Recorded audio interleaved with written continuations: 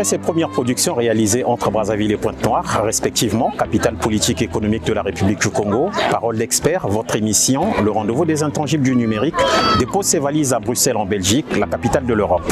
Ici, nous sommes allés à la rencontre des acteurs de l'écosystème numérique européen avec lesquels nous nous sommes entretenus sur une série de questions liées au numérique. Bienvenue dans Parole d'expert.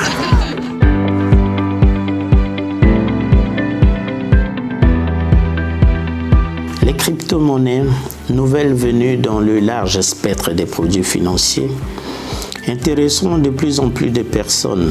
Issues de la technologie blockchain et initialement connues par les connaisseurs avertis, les crypto-monnaies défraient la chronique et devraient prises en compte dans le traitement fiscal des États.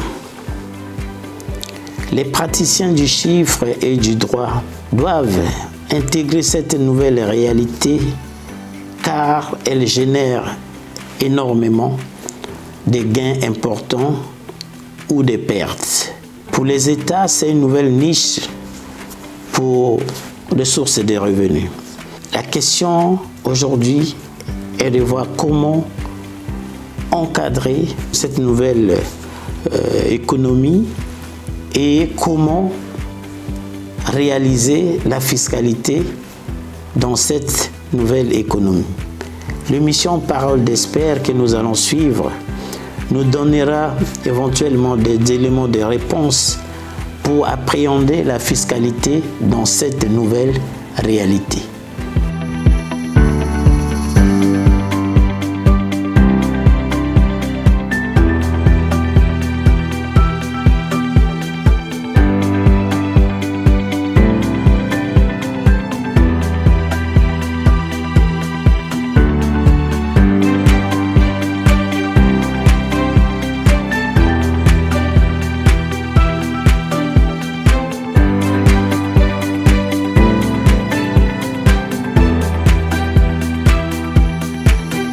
Bien le bonjour à tous et à toutes et merci de suivre ce numéro de Parole d'expert. Les crypto-monnaies et les monnaies virtuelles en particulier sont en rapide développement et les régulateurs en matière fiscale n'ont commencé que très récemment à considérer leurs implications.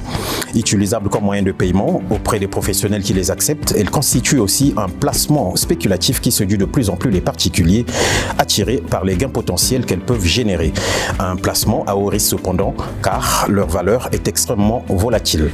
Dans cette émission, nous allons tenter d'analyser les risques posés par les crypto-monnaies, pour ne pas dire les cryptoactifs, notamment les implications en matière de politique et d'évasion fiscale qui demeurent largement inexplorées, alors même qu'elles constituent un aspect important du cadre réglementaire global. Quel est l'état de la réglementation sur les actifs numériques dans le monde? En termes de fiscalité des cryptos, quelles sont les bonnes pratiques et les pièges à éviter?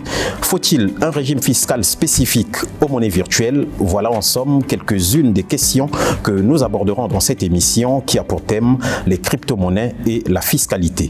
Notre invité, c'est Maître Arnaud Lecoq. Il est avocat, analyste financier, expert en conformité, en fiscalité et en droit du numérique, directeur général du cabinet Compliance for Business basé à Bruxelles en Belgique. Maître, bonjour. Bonjour. Merci d'avoir accepté notre invitation. Avec grand plaisir. Maître, la première question qui nous vient à vous poser est celle de savoir: vous avez l'habitude, au sein de votre cabinet Compliance for Business, d'accompagner vos clients pour mieux appréhender l'environnement de la finance digitale, de la fiscalité et des crypto-monnaies. C'est un cadre, on le dira, qui semble quand même très opaque, où il est nécessaire de se faire accompagner. De par votre expérience, quelles sont les règles à connaître et les pièges à éviter lorsqu'on veut investir dans les crypto-monnaies?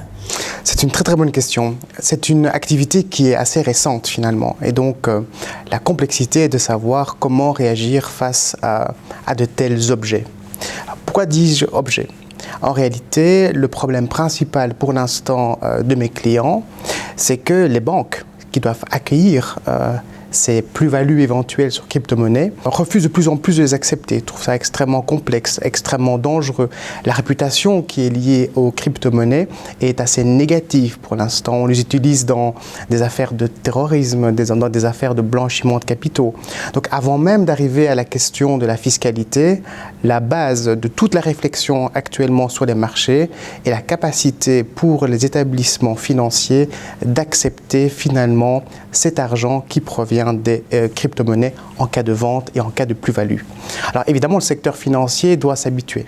Il doit comprendre la logique sous-jacente et face à une nouvelle technologie, le secteur financier est assez lent. Et donc, il doit s'habituer, comme tout le monde, aux enjeux et aux défis liés aux crypto-monnaies. Donc, deux bases importantes. Est-ce possible, est-ce facile d'accepter dans une banque les plus-values issues de la vente des crypto-monnaies? Première chose. Et deuxième chose, si c'est possible, quel est le régime fiscal qui est applicable à ces éventuelles plus-values? Peut-on dire aujourd'hui que le secteur de la finance a déjà bien appréhendé les crypto-monnaies?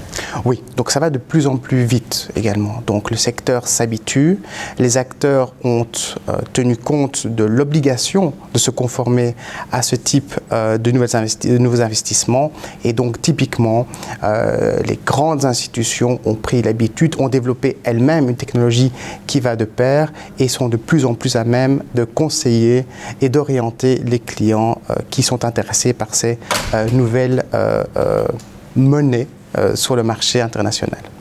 Maître, les crypto-monnaies sont-elles imposables? Si oui, quel régime d'encadrement fiscal est appliqué? Est-ce un régime spécifique ou la même qui régit aujourd'hui la fiscalité?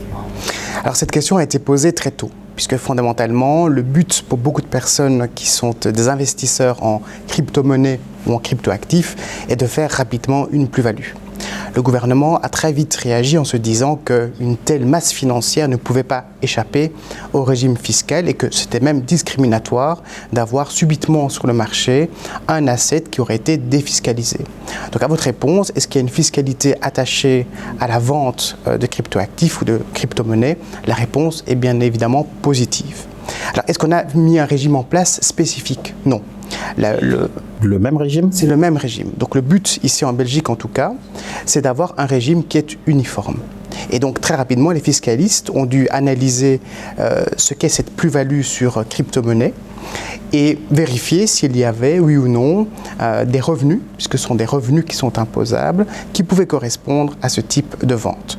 Et finalement, en Belgique, on a décidé de respecter le régime classique et de vérifier si cette plus-value, si cette vente doit être considérée comme un revenu classique professionnel. Est-ce que c'est votre activité classique, habituelle, professionnelle? Si oui, ça sera le régime classique des revenus, de la taxation des revenus professionnels.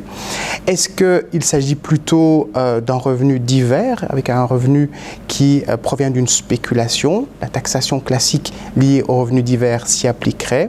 Ou est-ce un régime différent? C'est imaginable dans certains cas, mais la majorité du temps, les deux revenus qui ont été utilisés pour pouvoir taxer ces plus-values, c'est le régime des revenus professionnels ou le régime des revenus divers. Dans certains cas tout à fait particuliers, bien évidemment, il y a des cas où il n'y a pas de taxation applicable puisqu'il s'agirait purement simplement de votre activité privée, de votre gestion, de votre patrimoine privé qui, en tout état de cause, n'est pas imposable en Belgique. Mais c'est le régime classique qui s'opère également quand vous avez une spéculation limitée dans des cas tout à fait particuliers. Y a-t-il eu des spécificités dans ce domaine-là? Alors, la spécificité, c'est que l'administration fiscale a dû se positionner. Et donc, en Belgique, on a un système qu'on appelle un système de ruling. C'est-à-dire qu'il y a un service au niveau de l'administration belge qui est habilité à remettre des décisions avant que l'acte soit commis.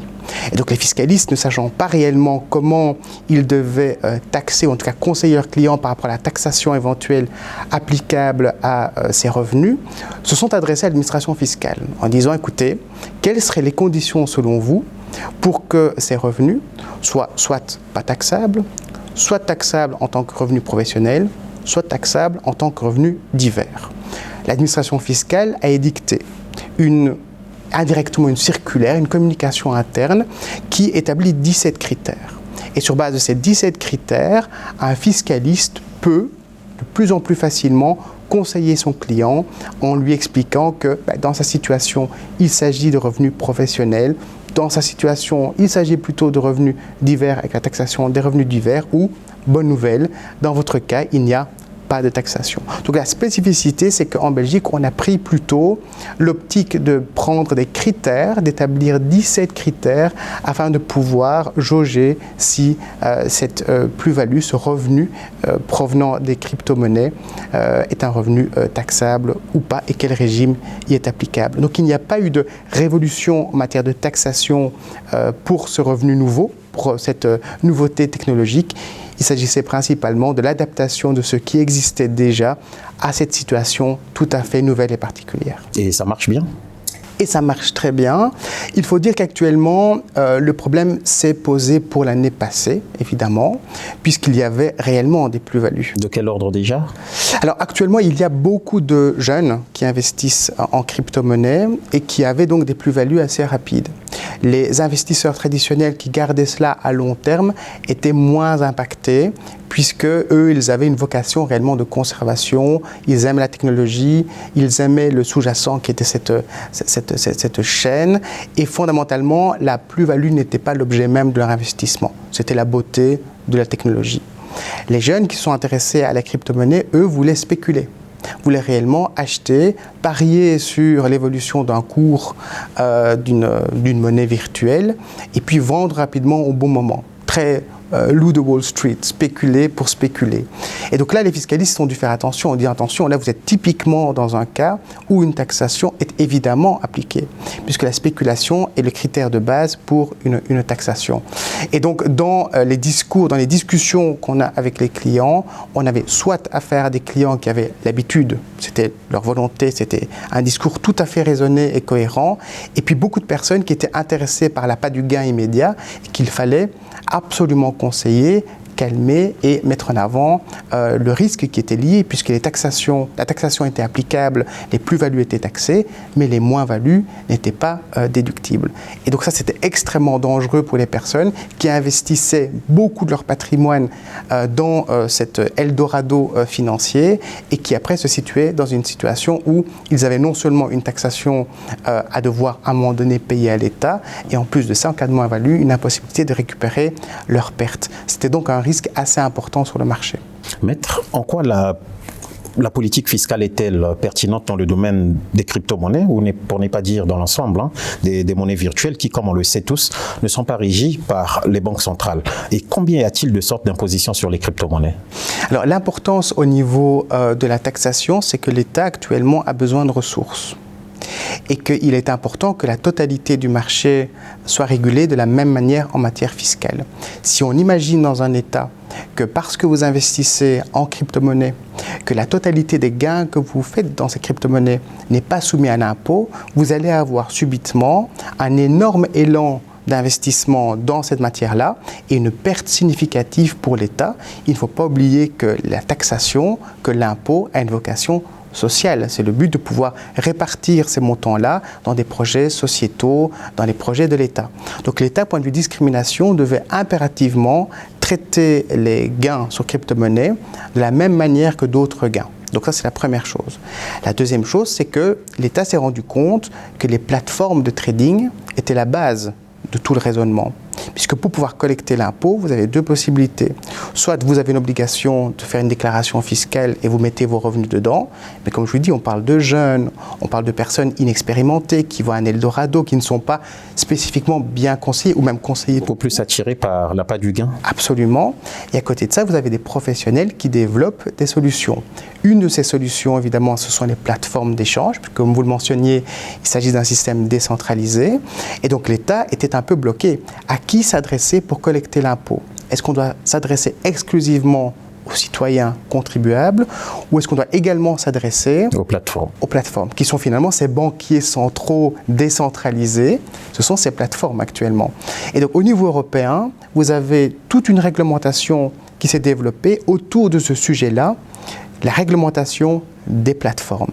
Et on se doute que la conséquence directe liée à la réglementation des plateformes, c'est que la fiscalité personnelle va tout doucement passer sur ces plateformes-là avec le système classique qu'on connaît en Belgique qui vient de se développer en France, qui est le système du withholding tax, donc du précompte. C'est le fait de retenir à la source, lors des transactions, les montants nécessaires. Il n'est pas normal pour l'instant que quand vous faites une transaction boursière, ça ressemble quand même énormément aux transactions sur crypto-monnaie, que vos transactions boursières soient dans certains cas régies par des impôts tout à fait particuliers, un impôt sur les transactions, une taxe sur les opérations de bourse, etc. Et que parallèlement à ça, sur des marchés assez similaires, vous n'ayez pour l'instant pas encore de taxation sur ces transactions. Donc le but pour l'État, c'est d'avoir un système uniforme où des éléments très similaires sont traités de la même manière pour éviter une discrimination et où un maximum de recettes peuvent remonter dans les caisses de l'État pour pouvoir faciliter principalement la vie des citoyens. Donc cette réglementation nouvelle, ce qu'on appelle la réglementation MiCA, va avoir une conséquence assez importante sur le marché. Et actuellement, d'ores et déjà, il y a un point commun entre votre compte en banque et votre wallet dans lequel se trouvent vos crypto-monnaies, vos actifs, c'est que dans ces deux domaines, au niveau de la lutte anti-blanchiment de capitaux, et ce sont les mêmes règles qui s'appliquent, et que de plus en plus, vous allez avoir des bases de données centralisées qui comprendront la totalité de vos comptes, avec le montant qui se trouve dessus, mais également la totalité de vos wallets avec les montants qui se trouvent dessus. Donc à un moment donné, l'État aura une vision globale de votre patrimoine, réel, fiat et digital, ce qui lui permettra d'appliquer également un régime uniformisé et globalisé fiscal. Et dans ce cadre, justement, comment est implémenté ce régime d'imposition, autant sur les particuliers que sur les professionnels? Ça se passe Alors, chez les professionnels, c'est assez simple. Lorsque vous avez une entreprise qui a comme activité principale un sujet lié aux crypto-monnaies, la totalité des revenus qui proviennent de votre activité professionnelle seront des bénéfices taxables tout à fait classiquement. Donc une société qui crée une plateforme de trading, une société qui désire avoir par exemple le développement d'une clé sécurisée sur laquelle vous pouvez regrouper toutes vos clés privées, toutes ces sociétés-là qui ont une activité liée directement ou indirectement aux crypto-actifs sont traitées comme n'importe quelle société, paieront de l'impôt des sociétés, ça ne change rien du tout. La seule petite nuance qu'on peut apporter pour les sociétés, c'est que très souvent, des pays mettent en place des systèmes de déduction ou d'avantages fiscaux pour stimuler l'innovation, stimuler la technologie. Et donc, en tant que société, vous allez pouvoir probablement obtenir des avantages fiscaux parce que vous avez des solutions innovantes, mais comme n'importe quelle société, que vous soyez dans l'univers des cryptos ou dans l'univers pharmaceutique, l'innovation, c'est l'innovation. Donc vous allez avoir des systèmes fiscaux avantageux pour les sociétés, mais sinon leurs bénéfices seront taxables tout à fait classiquement comme n'importe quelle société. Là où la question se pose, c'est donc au niveau des personnes physiques, les personnes qui vont faire du trading en crypto et qui vont obtenir des gains, des plus-values en crypto-monnaie. Ces personnes-là ont donc différentes possibilités de taxation, une exonération quand c'est vraiment privé, de temps en temps, vous faites une transaction, pas plus que ça pour essayer, c'est pas spéculatif, c'est une gestion en bon père de famille. Dans ce cas-là, vous n'avez pas d'imposition.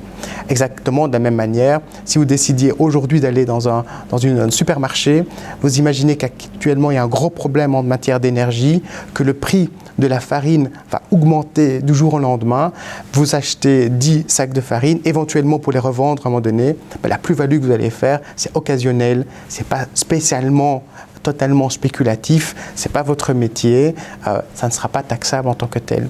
Par contre, si vous en faites votre métier, vous passez dans une situation de taxation. Et les deux autres revenus possibles, ce sont les revenus divers, qui regroupent l'ensemble des revenus provenant de cette spéculation, mais avec un rythme spéculatif tout à fait particulier, qui sera analysé en fonction du nombre de transactions, de la récurrence, de l'utilisation d'un logiciel avec des algorithmes pour faire du trading plutôt assez intensif. Ça, ce sont les revenus divers. Et puis, vous avez donc les revenus professionnels. D'accord. On entend parler de plus en plus, depuis un certain temps, de la fiscalité applicable au minage ou aux cessions de crypto-monnaies. Expliquez-nous en quoi cela consiste et comment ça fonctionne. Dans le domaine des cryptos, on parle de mining, de stock, de lending. Alors finalement, toutes ces terminologies anglophones regroupent une même logique. La logique est de savoir comment avez-vous acquis vos crypto-monnaies? Quelle est l'origine de votre détention? Est-ce que vous êtes un mineur? Donc, est-ce que vous êtes quelqu'un qui est à la création même? À ce moment-là, actuellement, l'administration belge estime que vous ne pouvez pas vous considérer autrement qu'un être taxable. Vous serez de toute façon taxé. Comme je le disais, dans les 17 conditions édictées par l'administration, typiquement, le fait de faire du mining vous fait tomber totalement dans une zone de taxation. Et puis, à côté de cela, vous avez d'autres possibilités d'accès. Typiquement, on va boire un café, je n'ai pas d'argent sur moi, est-ce que je peux vous donner à la place des cryptos? Eh bien, là, votre prise de possession des cryptos provient d'une transaction commerciale. On s'est échangé finalement un café contre des cryptos. Quelle taxation s'appliquera dans ce cas-là? Ou bien vous allez hériter d'un portefeuille. Ça arrive de plus en plus, ce n'était pas le cas il y a quelques années. Maintenant, en droit des successions, on voit arriver dans l'héritage possible de quelqu'un, sa clé, avec des crypto-monnaies dessus. Ou bien vous avez une donation. De plus en plus, on discute également au niveau des cabinets d'avocats de la possibilité de faire des grosses transactions immobilières en crypto. Donc en fait, l'univers des cryptos au niveau de la taxation et tous les termes qui vont avec provient juste du fait de savoir comment vous avez pu prendre possession de ces cryptos. Est-ce par votre innovation et votre création, ou par une transaction, ou par une donation, ou par une réception, quelle qu'elle soit. Et en fonction de la réponse, vous allez avoir une taxation ou pas qui va s'y appliquer. Donc réellement au niveau fiscal, c'est une donnée importante, mais qui n'est qu'un cheminement de pensée pour obtenir une qualification fiscale finale. Cas pratique à titre d'exemple, un contribuable crée un logiciel sur base d'algorithmes pour procéder à l'échange, la vente et l'achat de crypto-monnaies de manière automatisée. Le contribuable n'a pas de contrôle sur le nombre des opérations, ni le moment où elles sont réalisées, sachant que le développement du logiciel s'est fait durant son temps libre, donc plus ou moins 150 heures de travail sur plusieurs années, pas de mining, profession principale non liée aux crypto-monnaies, etc. Les services fiscaux estiment qu'il ne s'agit pas de revenus professionnels. Le logiciel est créé à des fins privées et non pour être commercialisé. Le caractère rudimentaire du logiciel étant limité consacré à son développement. Les services fiscaux considèrent à ce moment que les plus-values réalisées sont imposables à titre de revenus divers. Le contribuable ne réalise pas les opérations lui-même, mais le logiciel réalise des centaines de transactions. Dans ce cas de figure, quelle décision est prise? Tout à fait, c'est très intéressant puisque là vous donnez un cas typique qui est présenté au service des décisions anticipées. Ce fameux service central fiscal qui donne une réponse avant que l'opération soit réalisée concernant la taxation. Alors c'est un cas d'école évidemment que vous mentionnez, puisque les différents éléments que vous citez sont les éléments qu'on peut retrouver dans les 17 questions de l'administration centrale. Vous avez dit, je pense, qu'il n'y avait pas de mining. Important, puisque le fait d'avoir un mining vous qualifie automatiquement, quasiment, dans un risque de taxation. La récurrence, est-ce que les opérations ont lieu de manière assez fréquente? Même principe. Votre métier, si vous avez comme métier de base le fait d'être un ingénieur, un IT guy qui est dans cet univers-là, c'est une donnée extrêmement importante pour savoir si vous risquez une qualification de revenu professionnel ou de revenus divers.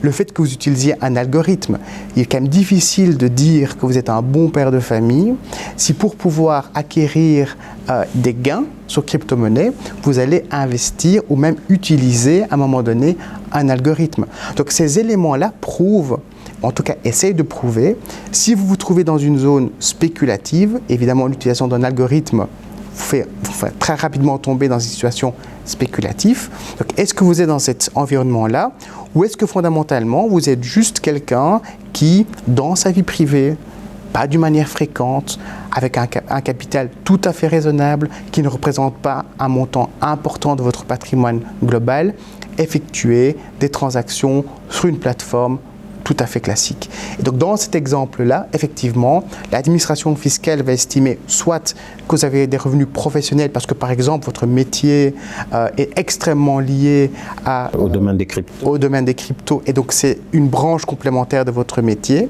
Et là, on estimera que vous êtes dans une situation de risque de revenus professionnels. Et dans l'autre cas que vous avez cité, comme il y a cette absence de lien entre votre activité professionnelle et votre activité de joueur en crypto, on tombera plutôt dans le risque spéculatif parce qu'il y a cet algorithme et vous serez dans ces situations de taxation en tant que revenus divers. Mais dans ces deux cas, effectivement, il sera extrêmement difficile de justifier à l'administration fiscale qu'il n'y a pas de taxation puisque les éléments de votre cas mettent en avant justement les principes, les 17 principes qui sont requis par l'administration fiscale. Et si on comprend bien, il y a des éléments déterminants d'appréciation qui permettent... Absolument. La fréquence, le montant, si ça représente 40% de votre patrimoine, il est quand même difficile d'estimer que c'est une gestion normale et classique. Vous vous diversifiez, c'est beaucoup plus logique. Comment l'usage de la technologie. Exactement, l'algorithme. Est-ce que vous utilisez des outils pour favoriser le trading à haute fréquence, pour faire souvent des transactions de petits montants? Donc, tous ces éléments mis ensemble seront à la base éventuellement d'un contrôle fiscal où le contrôleur va vous dire « mais enfin, je ne comprends pas. Je vois la manière dont vous avez effectué les transactions, je vois vos gains. Expliquez-moi comment on peut qualifier toute cette utilisation de technologie, tout le rythme, le nombre de transactions, les montants, la fréquence, comment voulez-vous justifier cela en disant que ce n'est pas une activité spéculative ?» Donc certes, ce ne sera peut-être pas professionnel parce que ce n'est pas votre métier, mais estimer qu'il s'agit d'une gestion en bon père de famille, exonérée fiscalement, avec une spéculation à haute fréquence, c'est très très compliqué. Maître, quelles sont à ce jour les évolutions juridiques, comptables et fiscales autour des crypto-monnaies? Alors, actuellement, les évolutions sont principalement au niveau européen. Je vais en citer trois évolutions importantes. La première évolution est au niveau de la lutte anti-blanchiment de capitaux. Comme vous le savez, hélas, les crypto-monnaies ont une connotation assez négative. On les utilise pour blanchir de l'argent. En tout cas, c'est un moyen assez répandu. En matière de financement du terrorisme, très discret, très utile également. Et donc, ce risque était majeur au niveau européen. Résultat, on a modifié récemment une directive européenne en matière de lutte anti-blanchiment afin d'y inclure les plateformes de trading. En disant à ces plateformes de trading, vous êtes à la base de l'échange, vous convertissez des fiat contre des cryptos et inversement, donc vous devez impérativement subir le même régime en matière de lutte anti-blanchiment que les autres acteurs, que les banques, que les assureurs, etc. Donc vous devez connaître votre client, ce qu'on appelle les fameux KYC, vous devez connaître l'origine de l'argent. Et si jamais l'origine est délicate, vous devez pouvoir agir et dénoncer la transaction à risque. En le signalant aux autorités tout à fait compétentes. Et donc, finalement, toutes ces obligations classiques qui existent au sein du secteur financier classique sont appliquées maintenant par les plateformes. Mais si on dit que c'est appliqué par les plateformes, deuxième révolution, qui sont ces plateformes? Puisqu'actuellement, n'importe quel ingénieur pourrait techniquement créer une plateforme de trading et la commercialiser sur le marché. Donc là, l'Europe a dû réagir en disant, oui, si nous réglementons au niveau lutte anti-blanchiment des acteurs, eh bien, il faut pouvoir les définir. Eh bien, cette définition, cette harmonisation du secteur provient de la réglementation MiCA, qui sera appliquée qui sera votée en tout cas d'ici fin de l'année. MiCA fait deux choses assez importantes. Un, donne plein de définitions pour être bien certain que tous les concepts sont compris de manière harmonisée au niveau européen et donne un agrément européen aux plateformes. Et comme ça, le cercle est complet. Vous avez d'un côté une plateforme réglementée qui reçoit un agrément européen et qui doit respecter toutes les obligations classiques en matière de lutte anti-blanchiment. Ça, c'est les deux premiers aspects. Le troisième aspect, qui est un aspect tout aussi important, c'est la transparence. Puisqu'au niveau fiscal, si vous voulez pouvoir taxer quelqu'un, vous devez savoir, puisque vous devez pouvoir le contrôler. Actuellement, vos wallets crypto ne sont connus que de vous, puisque c'est confidentiel, c'est défini de manière tout à fait particulière et en tout cas, il n'y a pas de registre central. Et donc une nouveauté également européenne, donc harmonisée totalement, sera le fait que les États auront connaissance de l'existence des wallets. Et comme ils auront connaissance de l'existence des wallets, ils auront une capacité, comme pour vos comptes classiques, de vérifier ce qui se passe dessus, de vérifier les différences entre le montant en début d'année et fin d'année. Et si en début d'année, vous aviez 100 € et en fin d'année, en valeur évidemment, vous avez 200 €, vous avez une plus-value taxable de 100 €. Ce qui permet à ce moment-là de vérifier si vous l'avez bien déclaré et si vous avez payé l'impôt qui est dû. Avec ces trois éléments-là, des plateformes qui sont reconnues, harmonisées dans un cadre réglementaire harmonisé, MiCA, avec des obligations en matière de lutte anti-blanchiment, en matière de financement du terrorisme, et avec cette transparence nouvelle pour les acteurs, les citoyens qui ont des wallets, vous avez, fin d'année, un régime beaucoup plus harmonisé et beaucoup plus logique en matière de crypto. Et en lien avec ça, vous allez avoir plein d'évolutions généralement négatives pour les citoyens en matière fiscale, puisque de facto, ça permet de créer des impôts nouveaux, ça permet de prélever sur les transactions des impôts spécifiques, ça permet de taxer, de vérifier la taxation des personnes qui en détiennent. Donc, grâce à ce nouveau cadre, vous allez avoir en 2024-2025 probablement une évolution fiscale spécifique nouvelle. D'accord. Maître, plusieurs experts sont unanimes quant à la nécessité de fluidifier et simplifier le cadre fiscal des cryptos pour simplifier la tâche des investisseurs et bien sûr renforcer l'attractivité des territoires. Pensez-vous que c'est une bonne chose ou bien qu'il faut encore renforcer davantage ce cadre juridique pour mieux encadrer l'usage des cryptos ? Alors, la dernière partie de votre phrase est très importante. Je pense que c'est l'utilisation des cryptos qui doit plutôt faire l'objet d'une adaptation. La fiscalité s'adapte toujours. Comme je le disais, ce sont des grands concepts, revenus professionnels, revenus divers. Avec des grands concepts, finalement, on n'a pas besoin de plus. Tout peut rentrer dedans, on vérifie la qualification, on analyse et on met dedans. Par contre, la présence des crypto-monnaies sur le marché va devenir un enjeu important. Au plus ils seront présents sur le marché, au plus vous allez devoir adapter votre réglementation à leur existence. Si fondamentalement ces crypto-monnaies n'apparaissent que dans certains portefeuilles d'experts, de fonds d'investissement, de professionnels, votre besoin en tant que régulateur ou en tant qu'État d'adapter n'est pas réellement nécessaire. Exemple typique d'une évolution qui pourrait avoir un grand impact, c'est de savoir si dans le cadre des échanges immobiliers, par exemple, on pouvait imaginer de plus en plus d'avoir les contrats d'achat-vente d'immeubles qui seraient rédigés en crypto. Ça peut être extrêmement important. Il faut faire une distinction entre les crypto-monnaies d'une part où il ne faut, je pense, pas trop toucher au cadre actuel, qui est déjà en développement pur, et de stimuler, de développer la technologie sous-jacente. La technologie liée par exemple à la blockchain est extrêmement importante sur les marchés et doit être stimulée. Et le risque, pour l'instant, au niveau des États, des gouvernements et des personnes qui font la réglementation, c'est de mélanger les deux. C'est de se dire que la technologie nouvelle, c'est la crypto et que la blockchain ne doit pas être analysée comme étant une technologie à part. De plus en plus, il faut scinder les deux, avoir un raisonnement spécifique pour la blockchain et cette nouvelle technologie-là, surtout pour les juristes, parce que c'est très important d'avoir ce type d'outils, et mettre à côté de cela les crypto-assets, les crypto-monnaies, qui ont un régime particulier et qui ne doit pas être confondu avec le premier. Un grand nombre d'investisseurs laissent dormir leurs gains en crypto sous forme de stablecoins sur leur portefeuille. Ces gains sont-ils imposables? Si oui, comment? Sinon, pourquoi? Alors l'imposition provient toujours d'un acte positif. Si vous avez un Van Gogh dans votre maison, vous n'êtes pas imposé par la simple détention de votre Van Gogh. Dès le moment, il va prendre de la valeur, avec le temps. Prenez un risque à le conserver, mais il va prendre de la valeur, ou pas. La fiscalité va s'appliquer à l'acte positif, c'est-à-dire vous allez le vendre. Évidemment, là, vous allez faire une plus-value. Là, la plus-value sera taxable, l'imposition aura lieu. Vous faites une donation, vous allez donner votre Van Gogh à quelqu'un. Est-ce que cet acte de donation fait l'objet d'un régime fiscal particulier? Vous allez décéder. Acte positif, le décès, il est transmis par succession à quelqu'un. Est-ce que cette transmission successorale fait l'objet, oui ou non, d'un impôt?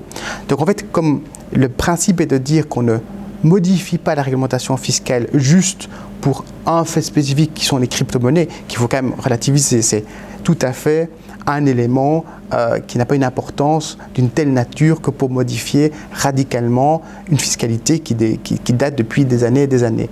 Et donc fondamentalement, on va dire qu'on applique la même chose. C'est l'acte positif qui conduit à une imposition, et cette imposition est régie par les règles classiques et traditionnelles. Donc le fait de détenir votre Van Gogh, qui pourrait être un wallet avec 10 000 bitcoins achetés à la belle époque où il était à 2 $, félicitations pour vous. Tant que vous le conservez, pas de conséquences. Le jour où vous faites un gain, le gain sera éventuellement, dans votre cas, taxable, puisque si c'est un bitcoin que vous avez acheté il y a 10 ans parce que vous étiez un amateur, que vous n'avez pas fait de transaction dessus et que vous le revendez, je pense que la bonne nouvelle est que votre gain ne sera, dans ce cas-là, pas taxable. Dernière question, maître. Qu'est-ce que les États ont à gagner dans la fiscalité des crypto-monnaies? Du revenu. Actuellement, quand on voit par exemple ce qui se passe au niveau de la crise énergétique, la clé pour l'État est de pouvoir percevoir des ressources pour pouvoir aider les citoyens. Les poches de l'État ne sont pas des poches sans magique. Exactement, magique. Donc à un moment donné, il faut trouver des revenus. Toute source de revenus est important pour l'État. Et donc typiquement, le fait d'avoir une fiscalité harmonisée, adaptée, où il n'y a pas de discrimination entre le produit que vous avez entre les mains, est extrêmement important pour l'État.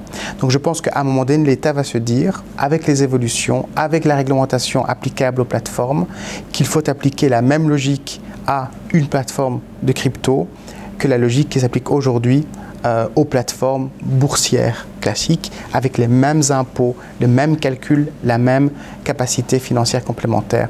Et quand vous regardez ici, en Belgique, ce qu'on appelle le conclave budgétaire, c'est-à-dire la manière de trouver de l'argent pour l'année prochaine, mais très facilement, l'État a augmenté les montants appliqués aux taxes sur les transactions par exemple boursières. Il serait quand même assez logique et sain que l'État applique de la taxation spécifique également aux transactions en matière de crypto-fiat ou crypto-crypto. Maître, merci d'avoir répondu à nos questions. Merci à vous. Mesdames et messieurs, c'est la fin de Parole d'Experts. Merci à tous et à toutes de nous avoir suivis. Rendez-vous la semaine prochaine pour un autre numéro. Au revoir.